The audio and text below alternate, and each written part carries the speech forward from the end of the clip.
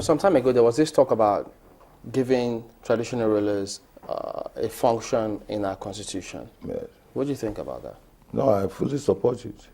I fully support it. I'll be glad to be given a constitutional role where you are not afraid to tell the governor to his face that what he's doing is not right. If you ask anybody in Osusa now, for instance, that what do we need? In Osusa, for instance, we need one particular road.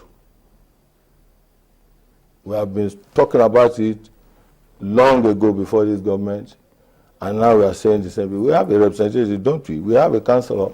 We have people who are in this government who are from that area. But obviously, if they have been invited and the payroll of a governor, there's very little they can do.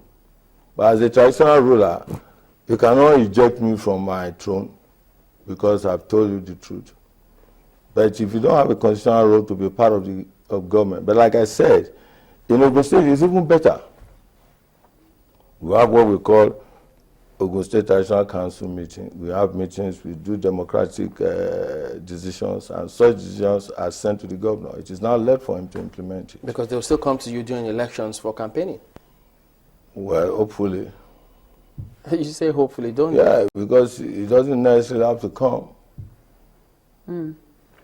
But how would you say? Would you say that, I don't know how long you've been a traditional ruler for, but would you say that the democratic dispensation has been better? We've seen improvements in the lives of average or rural Nigerians, especially the ones that you lead in your community. No, I can't say that we've seen any serious improvement. I'm sorry. Because the average Nigerians are not on the payroll of government. What they need is the enabling environment to be able to do their business. You've given an instance. You talked about agriculture. Yes. What do you think that, rural people need to, improve the quality of life that they lead?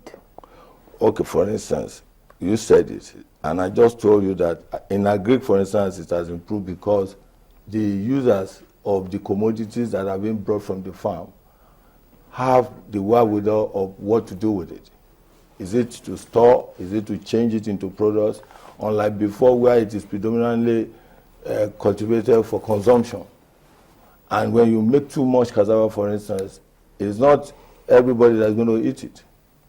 And so first of all, it also affects their prices. But with the turnaround in the industry, such products are now being used and they are being turned into so many other products and the farmers are happy.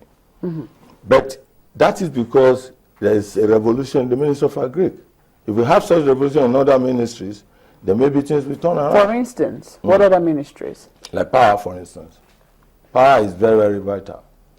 When there is no light, in my village there has been no light for almost 1 week. I put on my generator and I see a number of people in the evening because they know I'm going to leave it overnight.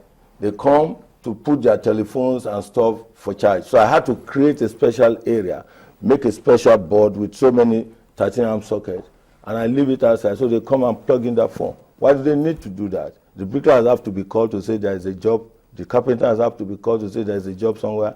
The hairdressers have to be called. So where there is power and constant supply of power, they don't need to do that. Everybody stays in their home, not only to charge their phone, but to do other business. The woman that is selling fish, she doesn't sell all the fish finished in the evening. What do you expect her to keep it? So the following day, some of them are rotting. She has to throw it away. But with the power supply all the time, she got a fridge, a freezer, she keeps it in there. The tailors are doing their job. The welders are always working. Now, if you need to do a welding job, you have to either buy a generator or wait for NEPA to come. I mean, you've heard the president's speech. Are you optimistic that it's going to get better? We are going to continue to pray for him and for Nigeria because really and truly, I wish it would be better during our own generation. I really feel so sad. My parents went, there was no constant power supply, and I'm also looking and getting older and thinking, is it going to be also like this? We need to have constant power supply in Nigeria. And it's going to turn around a lot of things.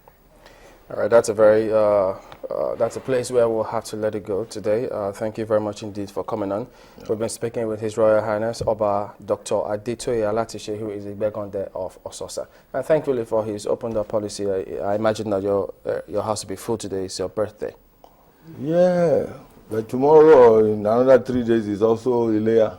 Oh. So they will have to wait for the slaughtering of the ram. Okay. It is what you give me today that I will take to Ososa to show them. Okay.